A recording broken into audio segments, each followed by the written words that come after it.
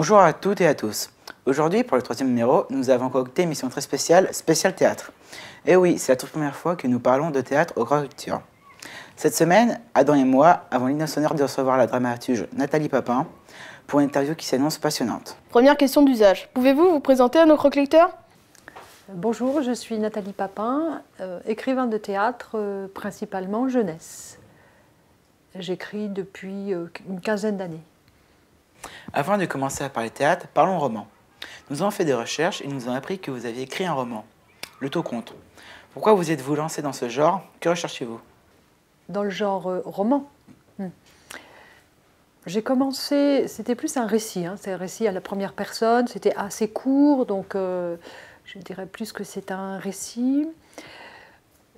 C'était un roman un récit assez autobiographique, mais quand même transposé sur un chagrin d'amour, enfin notamment avec un écrivain. Donc c'est assez... Et c'était un premier livre qui, pour moi, a été comme une porte pour tous les autres. Sauf que depuis, je n'ai jamais réécrit de récit ou de roman. Enfin, sauf là dernièrement, mais il n'est pas publié, donc on ne va pas en parler. Mais depuis, après ce texte, je n'ai écrit que du théâtre. En termes d'écriture, quelles sont les différences entre le roman et le théâtre? Oh, c'est très long. J'en ai... c'est très différent. D'abord, on ne dit pas la même chose, pour moi, dans le théâtre et dans le roman. Je pense que le théâtre a plus à voir à une question existentielle. D'ailleurs, Shakespeare l'a très bien dit, l'a très bien fait dire, en disant « être ou ne pas être ». Pour moi, la question du théâtre, elle est là. C'est une question verticale, on va dire. Le roman, ça raconte plus la place, ou en tout cas le mouvement d'un personnage ou plusieurs, ou d'une famille, dans l'ensemble d'une société, dans le monde, son interaction, etc. Enfin, ça embrasse tout ça. Alors que le théâtre, pour moi, pose la question de la personne, de l'être humain, face à l'existence. Après, il y a toute la forme aussi. C'est évidemment...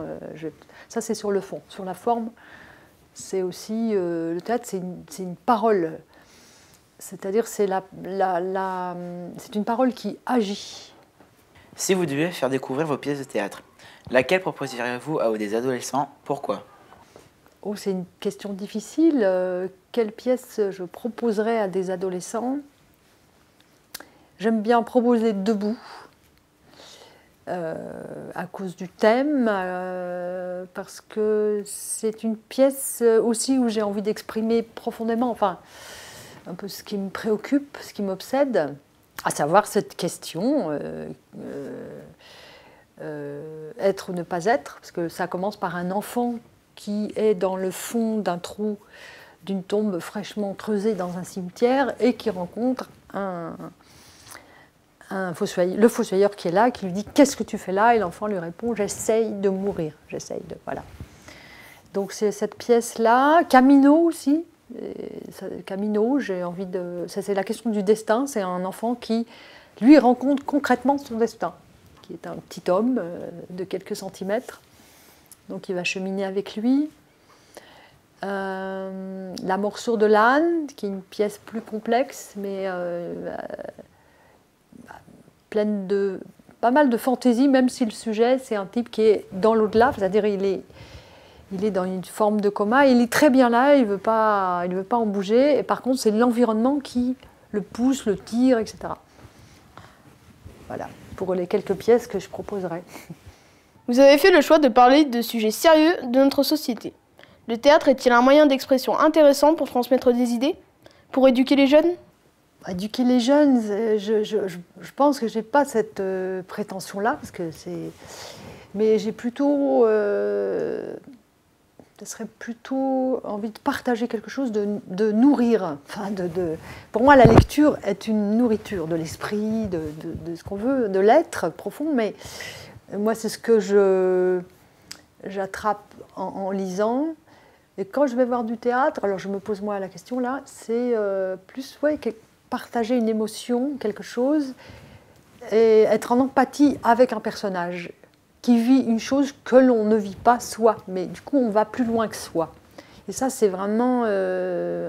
Donc j'aimerais aussi évidemment pouvoir donner cela quoi, à mes lecteurs et ceux qui voient aussi les pièces qui sont mises en scène. À côté de ces thèmes de la vie quotidienne, vous utilisez le fantastique. Est-ce un moyen pour rendre moins dur la réalité? Ah, dans le fantastique, c'est c'est aussi dur, hein. Mais c'est un moyen d'ouvrir, je trouve, la réalité.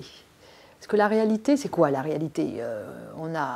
Si on demande à quelqu'un la réalité, c'est très subjectif, c'est une vision. Enfin, évidemment, qu'il y a des faits, il y a une table qui est là devant nous, mais pour moi, le réel, il est plus complexe qu'une simple chose décrite. Il est mobile, on peut bouger le réel. Mais on peut bouger le réel si on est dynamique, si on est vivant. Et pour moi, aller chercher dans le fantastique, c'est aller chercher dans le vivant. Aller chercher quelque chose de vivant, puisque le fantastique, quelqu'un parmi vous me disait tout à l'heure que c'était un monde où il n'y avait pas de limite. Donc j'ai trouvé dans le réel une force qui permette de dépasser les limites, enfin de pousser en tout cas un peu les murs. Après, dans l'absolu, c'est ça, c'est trouver un monde sans limite. Moi, j'aime traverser les murs, même dans la vie. Après, je ne les traverse pas physiquement, mais je les traverse symboliquement. Donc, voilà pourquoi je vais dans le fantastique. Et de toute façon, on a un esprit, on n'utilise pas assez...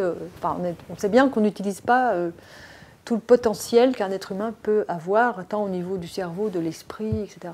Donc, voilà. Toutes vos pièces sont publiées chez l'École des loisirs. Comment avez-vous rencontré cet éditeur?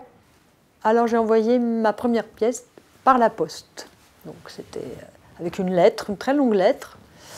Et j'ai reçu une petite carte qui disait « J'ai bien lu, nous avons bien reçu votre texte, le comité de lecture réfléchit, enfin je ne sais plus exactement les termes, soyez patiente ». Alors c'était un peu ambigu, je ne savais pas trop. Et puis j'ai reçu après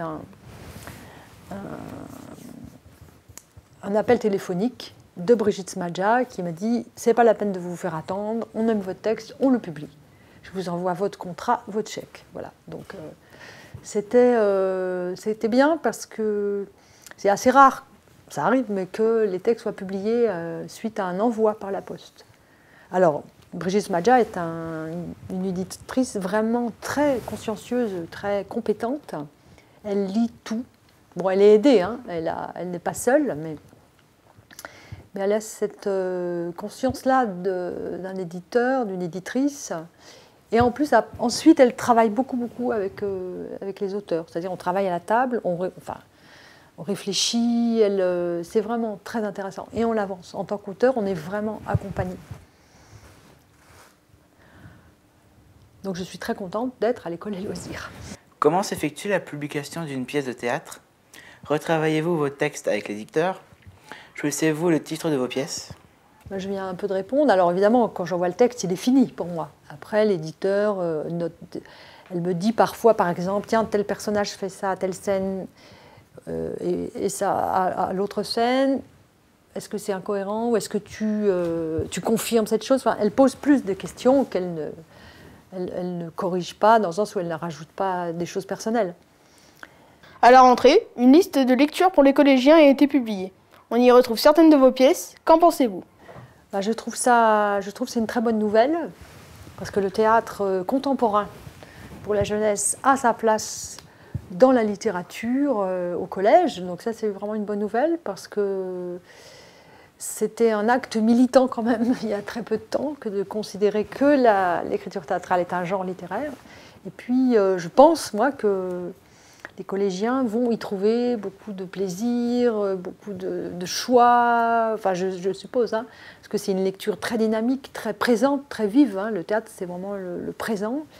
Puis, encore une fois, c'est une écriture de la parole et du chemin d'une personne face à une autre. C'est vraiment l'altérité dans le présent face à, alors après, à ce qu'on appelle un nœud dramaturgique, c'est-à-dire un événement, que ce soit intérieur ou extérieur. Pour finir, peut-être un petit scoop. Avez-vous un projet d'écriture en cours ou même de publication? Non, là c'est très rare, mais là pour l'instant je suis en stand-by, je viens de finir un texte et j'attends qu'un autre se présente. Voilà, je l'attends. Il n'a pas l'air très pressé, mais moi je suis patiente. Voilà. Donc... Merci beaucoup d'avoir répondu à nos questions. Cette émission fut très riche en découvertes sur le théâtre. N'hésitez pas à nous donner votre avis sur notre page Facebook et notre chaîne YouTube. La semaine prochaine, encore un numéro très spécial puisqu'il s'agira d'un reportage au Salon du Livre, Jeunesse de Montreuil, avec de très belles interviews en perspective.